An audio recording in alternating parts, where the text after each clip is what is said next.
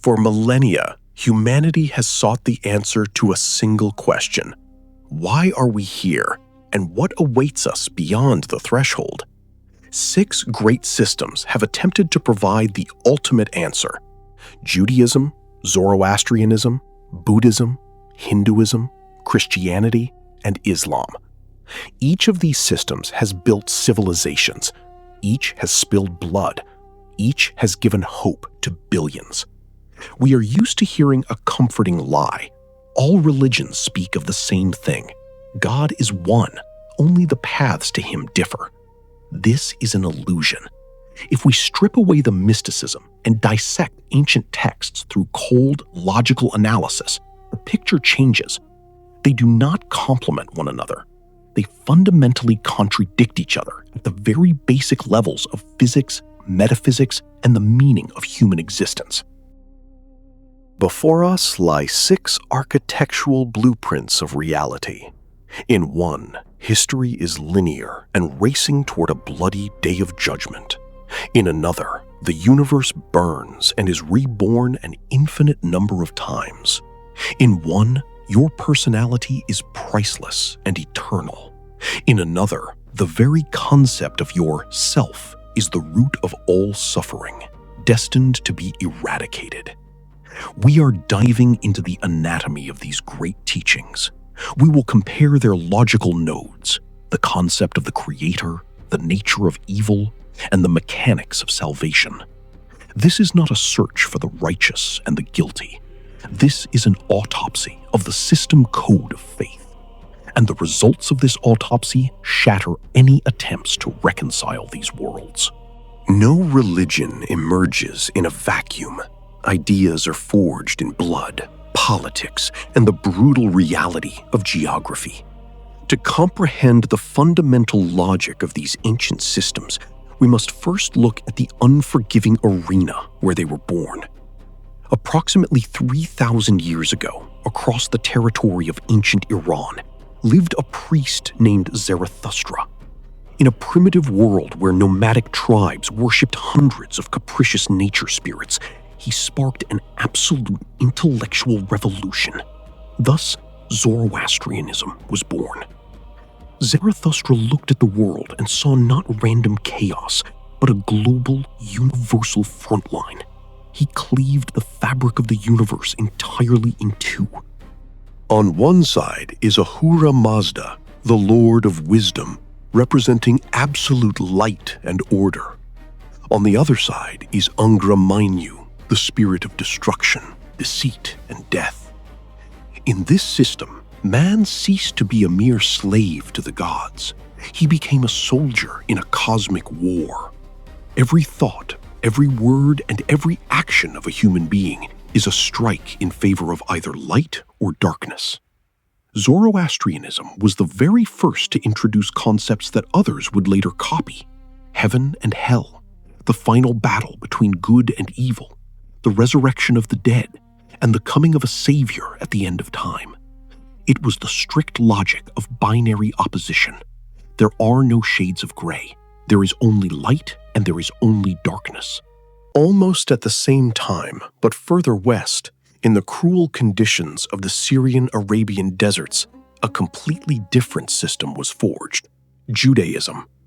This is not a story of a cosmic battle, but of an unprecedented legal contract. The ancient Hebrews were nomads. They were surrounded by mighty empires like Egypt and Babylon, whose gods demanded mass sacrifices and the construction of colossal pyramids.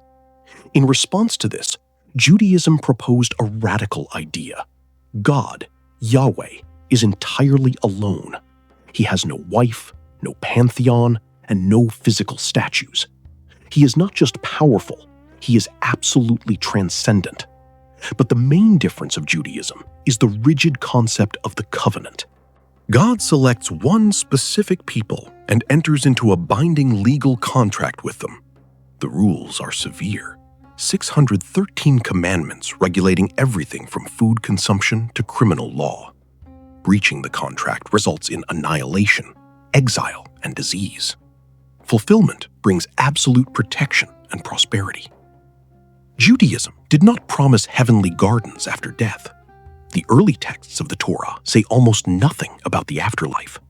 Their entire focus was the here and now, to survive, to preserve blood, land, and the law in a brutal world where every surrounding empire is trying to erase you from history. Two ancient systems. One made man a soldier of light. The other made him a keeper of a strict contract. But while the gods dictated rigid laws across the Middle East, far away to the east, deep within the valleys of the Indus River, a completely different code of reality was taking shape. While the Middle East was forging a rigid contract with a single creator, a completely different intellectual drama was unfolding on the Indian subcontinent. There was no single prophet here, nor one clear revelation. Hinduism is not so much a religion as it is the result of a millennia-long collision and fusion of civilizations. When nomadic Aryan tribes invaded the Indus valleys, they brought with them the Vedas, ancient texts praising harsh gods of thunder and fire. But over time, these primal beliefs transformed into something terrifyingly massive. Hinduism did not destroy foreign gods, it devoured them.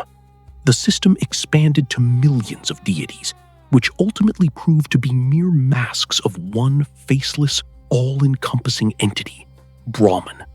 It was here that the concept that forever changed the East was born, samsara, the wheel of endless rebirth. In this paradigm, life ceased to be a unique gift. It became a trap. You do not live only once. You are doomed to be born, to suffer, and to die millions of times in the bodies of kings, beggars, animals, and demons. Your current position is rigidly fixed by your karma, the ruthless mathematical law of cause and effect. Were you born into the lowest caste and live in filth? You earned it through your actions in past lives. There is no mercy here. There is no all-forgiving God. There is only cold, inexorable calculation. In response to this soulless, paralyzing system, a rebellion erupted in the 6th century BC. It was led by Siddhartha Gautama, a prince who had everything: palaces, wives, absolute power, and protection from any hardship. But one day, the illusion shattered. He stepped beyond his perfect walls and saw what had been hidden from him: an emaciated old man, a diseased person covered in ulcers, and a rotting corpse. The realization that any wealth and any power are powerless against decay and death broke the prince. He abandoned everything. He walked into the jungles, subjecting his body to the most brutal tortures, desperately trying to find an exit from this trap of rebirths. And he found it. Thus, Buddhism emerged. The Buddha committed the philosophical assassination of the gods. He did not deny their existence. He rendered them absolutely useless. The gods are just as stuck in the wheel of samsara as humans. They cannot save you. Buddha rejected the caste system and declared that salvation is not found in the rituals of priests or mercy from above. Salvation is the surgical eradication of one's own desires. Suffering exists solely because we are attached to things, status, people, and life itself. Destroy the attachment, and you stop the mechanism. Buddhism became the first global system to offer salvation through cold psychoanalysis and the complete erasure of one's own personality. The East offered a path of dissolution and escape from reality. But in the West, within the brutal meat grinder of the Roman Empire and the scorching sands of Arabia, two new forces were already maturing. Forces that would soon drench the entire world in blood, demanding absolute submission and faith. 500 years had passed since the death of the Buddha. The Middle East groans under the iron boot of the most ruthless and efficient military machine of antiquity, the Roman Empire. Judea is occupied. The people who made the covenant with God are waiting for the promised Messiah. They are expecting a mighty military commander who will crush the Roman legions and restore the kingdom of David. But instead of a fearsome king with a sword, a beggar carpenter from Nazareth appears. Jesus does not raise a rebellion. He says things that shatter all familiar paradigms. Love your enemies. If they strike your left cheek, turn the right. For a proud people, this sounds like madness. For the Romans, it is merely a petty political sect that needs to be quickly purged. Thus, Christianity is born, a religion built on the greatest paradox in human history. Jesus is executed in the most shameful and agonizing way invented by the empire, crucifixion on a cross. If it had all ended there, he would have remained just a faded line in the Roman archives. But his followers declare the absolutely unthinkable. This beaten, crucified man was God himself, the creator of the universe who voluntarily became a piece of flesh to allow his own creations to kill him. Why? To pay for their sins with his blood. Christianity breaks the Jewish logic. You no longer need to scrupulously follow 613 severe laws. Salvation is given as a free gift through faith in this bloody sacrifice. It was an intellectual virus that hacked the Roman Empire from the inside, a religion of slaves and martyrs, which ultimately subjugated its own heavily armed executioners. But history took another sharp turn. 600 years after the crucifixion of Christ, in the scorching sands of the Arabian Peninsula, a voice sounded that forever rejected the Christian paradox. 7th century Arabia was a savage land, fragmented tribes, endless blood feuds, and hundreds of idols gathered in a black cube, the Kaaba. In this harsh environment, Muhammad appears. He is neither a carpenter nor a prince. He is a successful merchant. And at the age of 40, in the dark cave of Hira, he hears a command. Thus, Islam begins. The word Islam translates to submission. Muhammad brought the idea of an absolutely transcendent, incomprehensible, and singular God, Allah. For Islam, the concept that the Creator could become a man, bleed, and die on a wooden cross is not just a mistake. It is shirk, the greatest possible blasphemy. The Creator cannot become a creation. There is an insurmountable abyss between them. Unlike Christ, Muhammad did not turn the other cheek. When they tried to wipe his community off the face of the earth, he took up arms. He became not only a prophet, but also a genius military commander and a rigid statesman. He united the tribes of Arabia into a single steel machine. Islam did not wait to be recognized in the catacombs. It took cities, built caliphates, and dictated its terms to the world. Salvation in Islam is not dissolution into Buddhist emptiness. It is not the Christian faith in a crucified God. It is the clear, unquestioning fulfillment of laws. You are a subject of Allah. Your main task is to submit to His will. We have surveyed the arena. 6 religions are born. 6 foundations are poured with the blood, sweat, and philosophical genius of their creators. And now we move on to the main autopsy, Chapter 2. How do these 6 paths answer the fundamental question of physics and metaphysics? Who or what controls this universe? And does a creator exist at all? What is God? If you ask this question on the streets of Jerusalem, in the temples of Varanasi, or in the monasteries of Tibet, you will receive answers that destroy one another. Imagine the universe as a giant, incredibly complex clockwork mechanism. For Judaism and Islam, the answer is unequivocal. God is the watchmaker. He constructed this mechanism out of nothing. He exists absolutely outside of it. He is transcendent. To say that Allah or Yahweh is inside a tree, an animal, or a human is a logical fallacy and the gravest blasphemy. A programmer cannot become a line of code within his own program. The Creator has no form, no body, no physical boundaries. This creates a colossal, chilling abyss between the Creator and the creation. You cannot merge with God. You can only acknowledge His absolute power and submit to His blueprints. But then Christianity appears and triggers a logical system failure. It takes the idea of the watchmaker standing outside of time and space and declares the unthinkable. The watchmaker stepped inside his own mechanism. The programmer digitized himself and became an avatar in his own simulation. This is the concept of incarnation. The infinite absolute compressed itself to the size of a human embryo. The one who ignites the stars was born in the filth of a manger, feeling cold, pain, hunger, and fear. Islam and Judaism look upon this with horror, viewing it as a degradation of God. But Christian logic strikes a different chord. If God is absolutely omnipotent, then His power includes the ability to become weak out of love for His creation. The abyss is annihilated. The Creator allowed the creation to nail Him to a piece of wood. But if we shift our gaze to the East, the very framing of the question changes.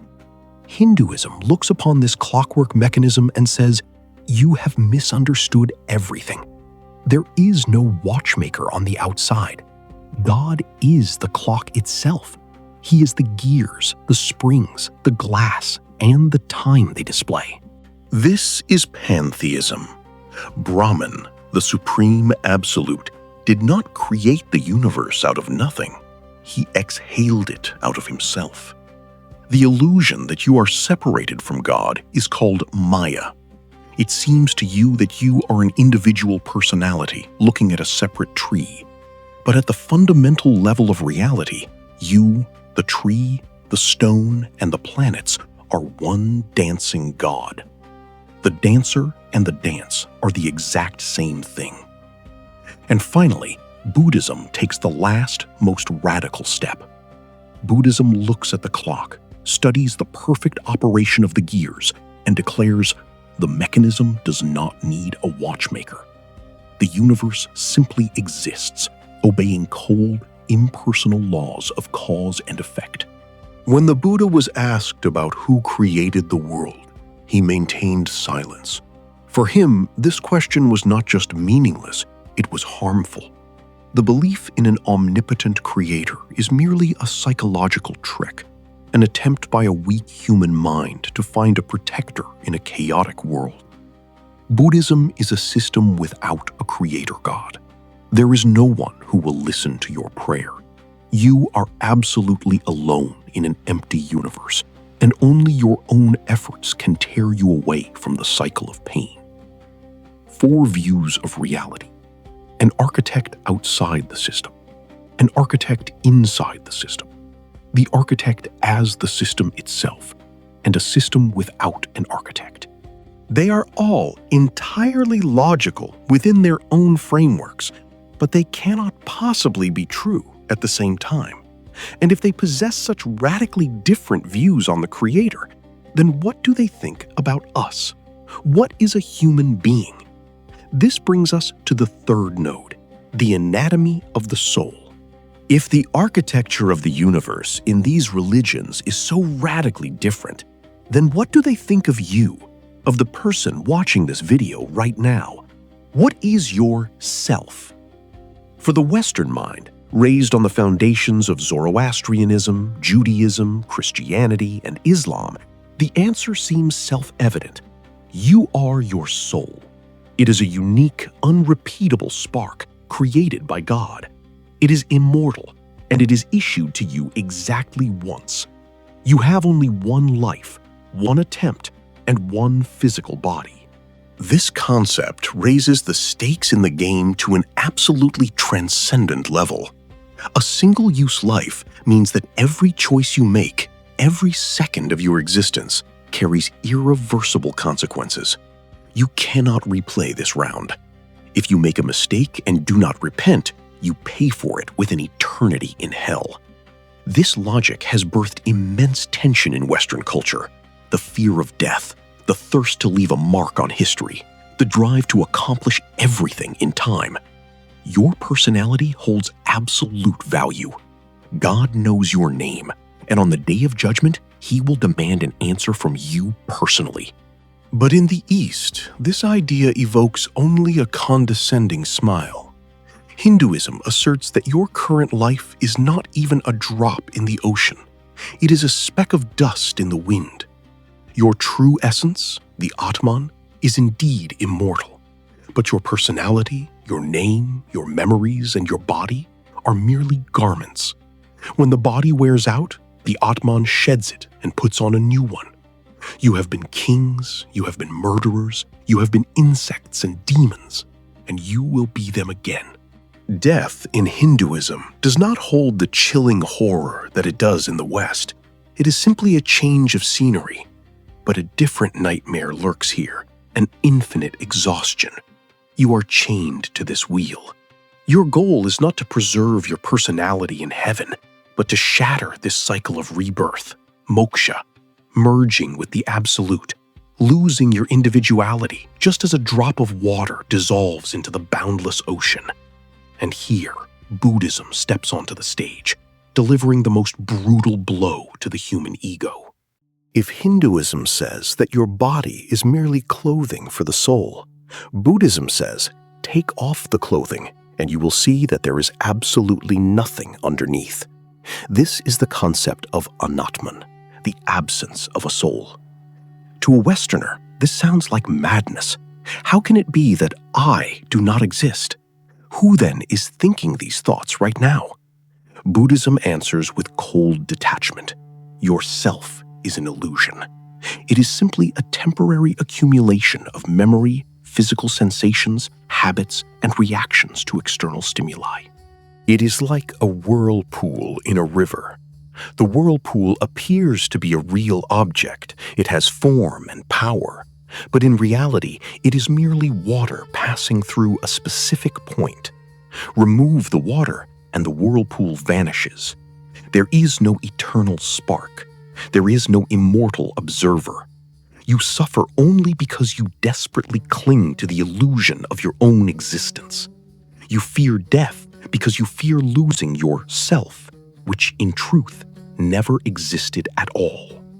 Look at these three systems. In one, you are a unique project of the Creator with a single attempt at salvation. In the second, you are an ancient traveler, changing bodies for millions of years. In the third, you do not exist at all. And it is precisely from how these systems understand your nature that the answer to humanity's most painful question emerges. Why do we experience pain? Why does evil exist in the world? We move on to the fourth node. Why does evil exist in the world? Why do the innocent suffer, children fall ill, and wars claim millions of lives? If God is omnipotent and absolutely good, why does He allow this endless meat grinder? Philosophers call this the problem of evil, and it is on this exact node that religions break their spears, offering radically different diagnoses. Zoroastrianism provides the most straightforward and perhaps psychologically honest answer. Evil exists because there is a war raging in the world. Ahura Mazda is absolute good, but he is not the only player on the board. He is opposed by Angra Mainyu, the spirit of destruction. Pain, disease, lies, venomous snakes, and freezing winters are all physical manifestations of a dark force. Suffering in Zoroastrianism is neither a punishment nor an illusion. It is an enemy shell landing in your trench. God does not want your suffering. He Himself fights against it, and you must stand shoulder to shoulder with Him to cleanse this world. But for Judaism and Christianity, such dualism is unacceptable. For them, God is the sole and absolute creator of everything. Therefore, evil cannot exist on its own. Christianity introduces the concept of free will. God created a perfect world, but He wanted humans to love Him voluntarily. And love is impossible without a choice. To give man the choice to be good, God had to give him the technical capacity to be evil. The fall of Adam and Eve is the exact moment humanity pulled the trigger. Evil is not an entity, it is the absence of God, just as darkness is the absence of light. The innocent suffer because humanity dismantled the mechanism of perfect creation with its own hands, letting in death, egoism, and entropy. God permits pain because free will stands higher to Him than a sterile world of soulless puppets. Yet, according to Christian logic, He descends into this broken world to share this pain with man on the cross. Islam views suffering through the prism of absolute mathematical calculation. Evil has not slipped out of Allah's control.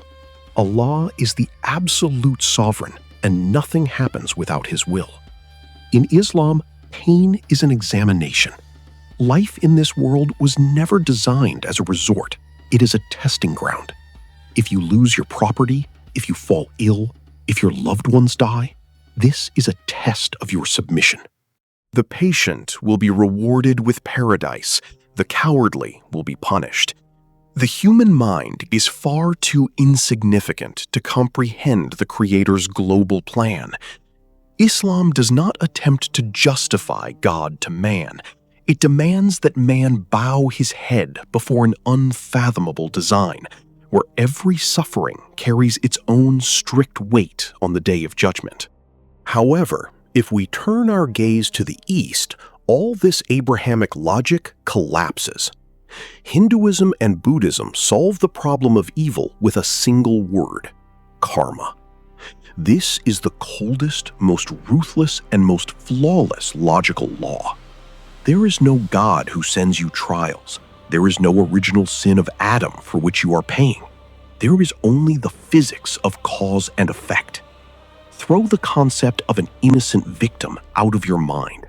In the East, innocent victims do not exist. If an infant is born with an incurable disease, if a man burns in the fire of war, if a widow dies of starvation, this is not the injustice of the universe. It is the harsh calculation of their own actions in past lives. A murderer is born into a family of victims. A miser is born a beggar. Every suffering is a precise, mathematical response of the cosmos to your own deeds. You are the executioner of yourself. Aiding the suffering in this system creates a complex paradox. If a beggar suffers deservedly due to his karma, does your help not delay his just punishment? Buddhism bypasses this by asserting that help must stem from pure compassion, without attachment to the result, for it is precisely in this way that you cleanse your own karma. But the foundational principle remains unshakable. There is not a single drop of injustice in the universe. Everything that happens to you is the fruit of your own actions. 3 different diagnoses: a military conflict of light and darkness, distorted free will and a divine examination, and the cold karmic law. If the diagnosis is incorrect, then the treatment will not work. And it is exactly this treatment that we will examine in Chapter 5, the protocols of salvation. If a doctor gives you the wrong diagnosis, his medicine will at best not work, and at worst, it will kill you. 3 great spiritual paths have given 3 different diagnoses to the human condition: a breach of contract, the fall into sin, and karmic ignorance. And now we have reached the most important part: the protocols of salvation. What exactly must you do to be saved? For Judaism and Islam, the protocol of salvation can be called the path of law.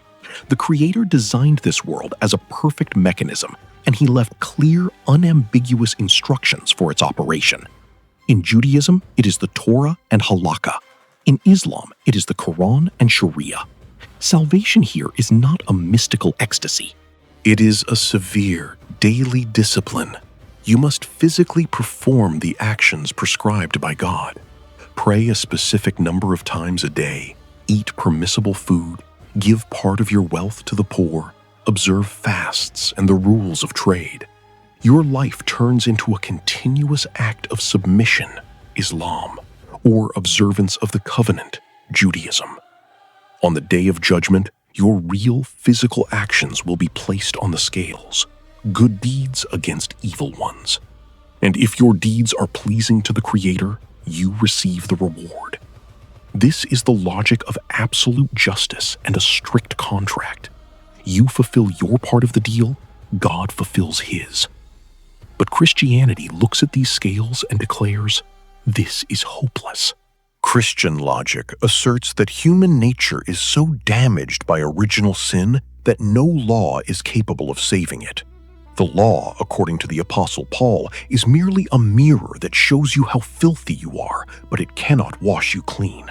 You cannot earn salvation through your good deeds because even your best deeds are poisoned by egoism and pride. Christianity offers a radically different protocol, the path of sacrifice. Salvation here is not a paycheck for a job well done. It is a free gift that you did not earn. God Himself pays your debt with His blood on the cross.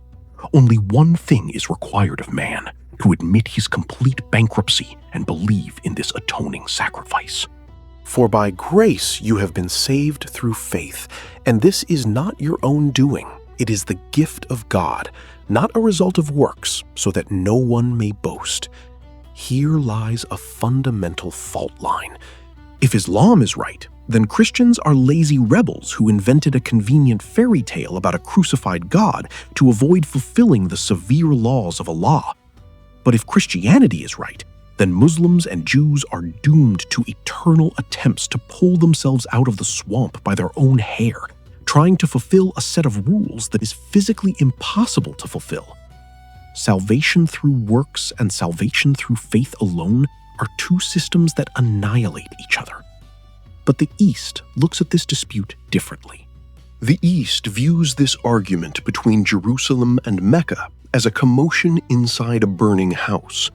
For Hinduism and Buddhism, the debate about how to please the Creator makes no sense, because one must not seek salvation from the wrath of God. One must seek salvation from the very fact of existing in the material world. This is the path of exiting the matrix. In Hinduism, the protocol is called moksha. You must realize that your physical body and your mind are an illusion. Through long years of grueling meditation, asceticism, or through the path of total devotion to a deity, you must break the chains of karma. Your spark, your Atman, will finally break free and merge with the absolute Brahman. Buddhism goes even further. The protocol of salvation is nirvana, which literally translates as extinguishing. The extinguishing of the flame of desires. The Buddha taught the Eightfold Path: right view, right resolve, right speech, right action, right livelihood, right effort, right mindfulness, and right concentration. These are not the commandments of God. This is a psychological scalpel. Step by step, you sever all attachments from yourself, to things, to love, to suffering, to the very thirst for life. And when you destroy the final desire, the mechanism of karma will stop. You will not go to heaven. You will simply cease to exist in the wheel of samsara. You will fade away. Look at this paradox. A Christian and a Muslim dream of eternal life, where they will preserve their personality and eternally enjoy proximity to the Creator or the gardens of paradise. For a Buddhist, this dream of the Western man is not heaven. It is a continuation of the nightmare. The eternal life of the personality is an eternal illusion and eternal suffering. If the Eastern concept of nirvana is correct, then all Abrahamic religions are traps, forcing people to endlessly cling to their ego. If the Abrahamic religions are right, then the Buddhist pursuit of the complete extinguishing of the personality is a sophisticated spiritual suicide. The protocols are incompatible, and they lead to entirely different endings. What will happen at the very end? Where is the axis of time heading? We have reached the penultimate, sixth node, eschatology, the end of days or an endless reset. We have defined the rules of salvation, but here another, no less daunting question arises. How do we even know these rules? How can a human being perceive the truth if it is hidden beyond the physical world? It is in the answer to this question that a colossal chasm lies between the religions of revelation and the religions of experience. For Judaism, Christianity, and Islam, truth comes exclusively from the outside. The Creator, existing entirely beyond our universe, breaks the fabric of reality and transmits information to chosen individuals, the prophets. This is called revelation. Moses receives the tablets on Mount Sinai. Jesus brings a new teaching from the Father. Archangel Jibreel dictates the Quran to Muhammad in the dark cave of Hira. In these systems, truth is strictly fixed in sacred texts. You cannot reach it simply by sitting in silence and observing your breath. Your own mind is limited and corrupted. Therefore, you are bound to trust the text and the authority.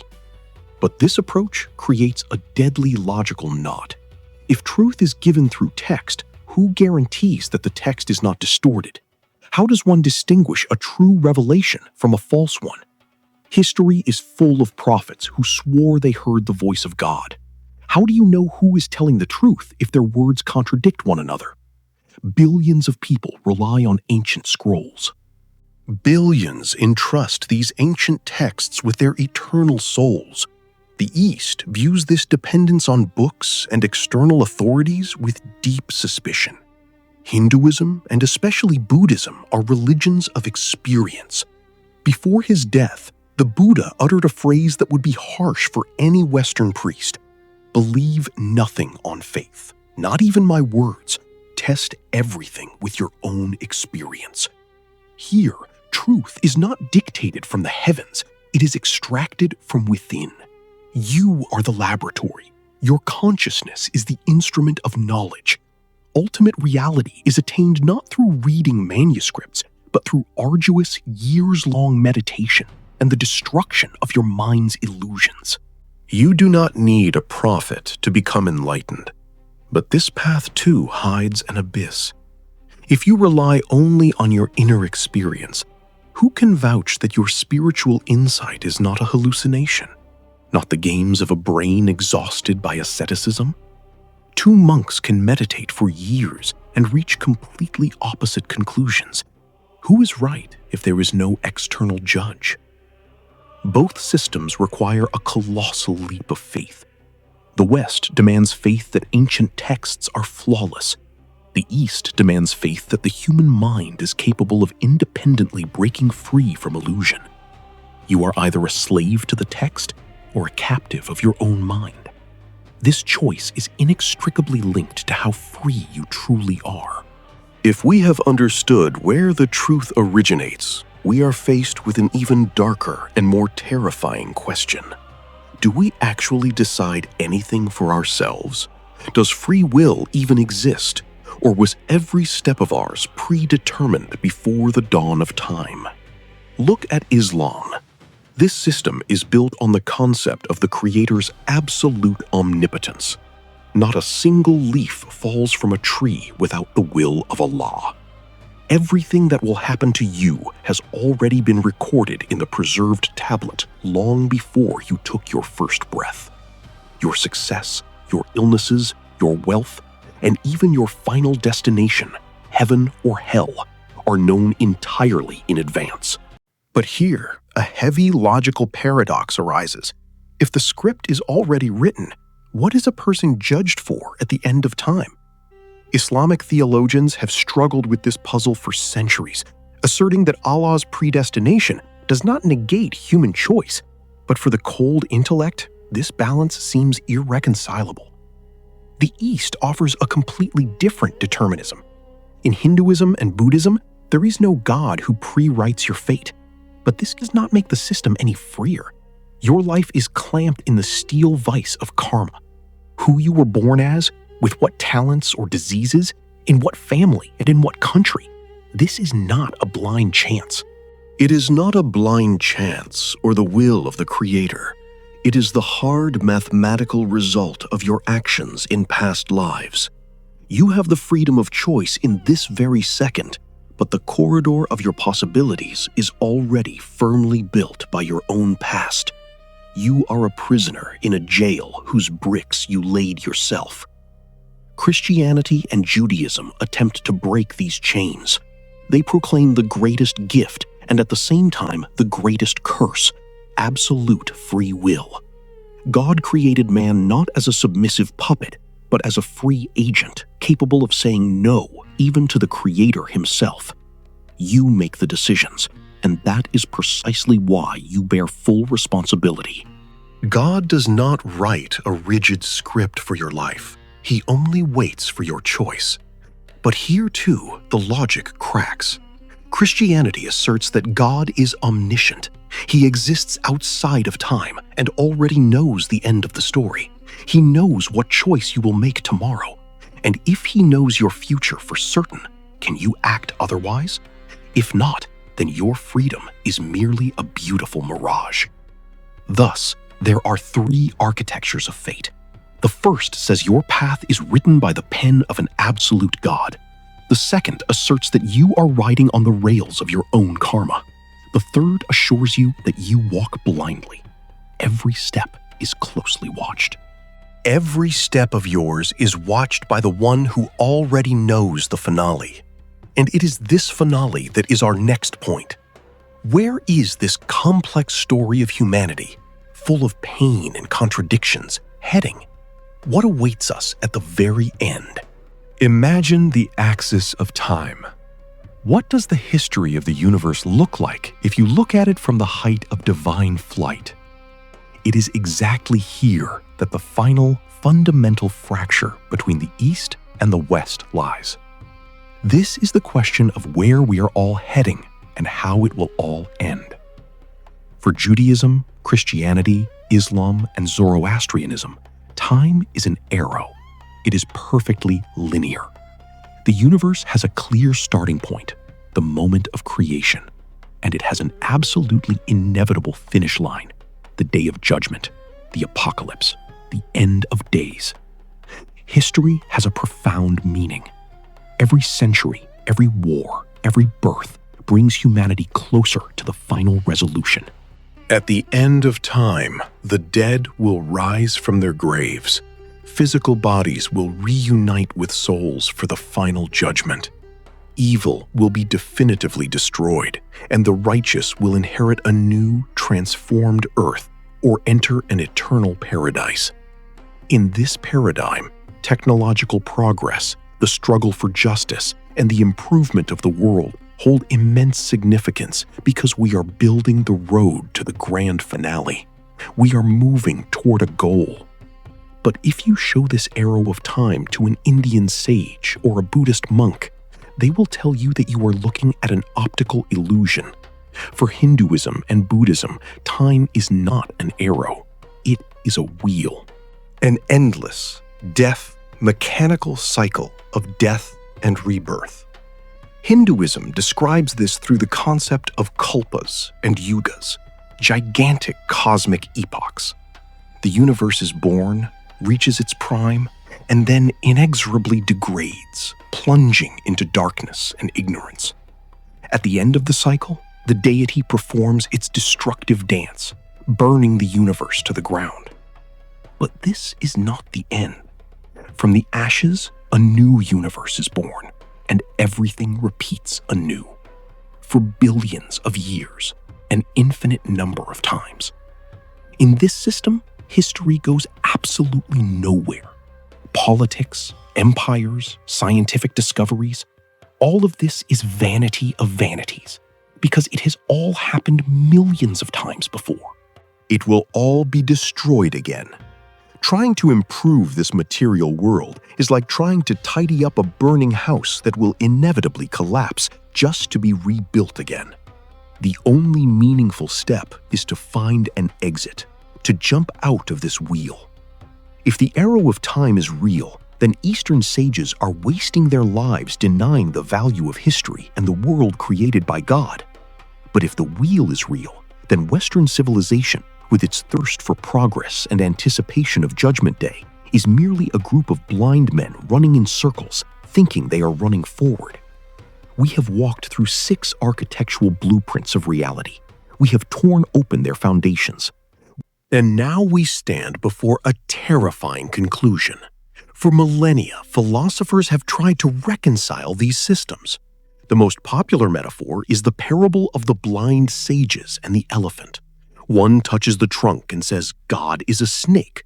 Another touches the leg and says, God is a pillar.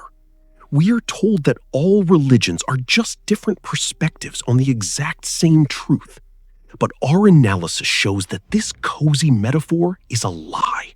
These teachings do not describe different parts of the same elephant. They describe completely different animals existing within entirely different physical laws. It is impossible to simultaneously believe that yourself is an eternal spark and that yourself is a malicious illusion destined to be erased. It is impossible to simultaneously assert that God is a personality demanding submission and that the universe is a cold mechanism of cause and effect without any creator. You cannot be saved through the atoning sacrifice of Christ and simultaneously be saved through the karmic purification of the Buddha. Each of these systems possesses flawless internal logic. If you accept the initial axiom of Islam, the Quran sounds like perfect law. If you accept the axiom of Buddhism, the Eightfold Path works like a perfect scalpel. But you cannot accept them all. This conclusion is terrifying. It means that the vast majority of humanity right now is living in an absolute illusion. If Judaism is right, then billions of Christians and Muslims have distorted the covenant. If Buddhism is right, then everyone praying in mosques and churches is wasting time talking to the void. But what if not a single one of these great paths possesses the complete map of reality? What if the human brain, evolved for survival in the savannas, is simply physically incapable of comprehending the architecture of infinity? We are left entirely alone with this cold cosmos. Analysis offers no consolation. Analysis provides only clarity.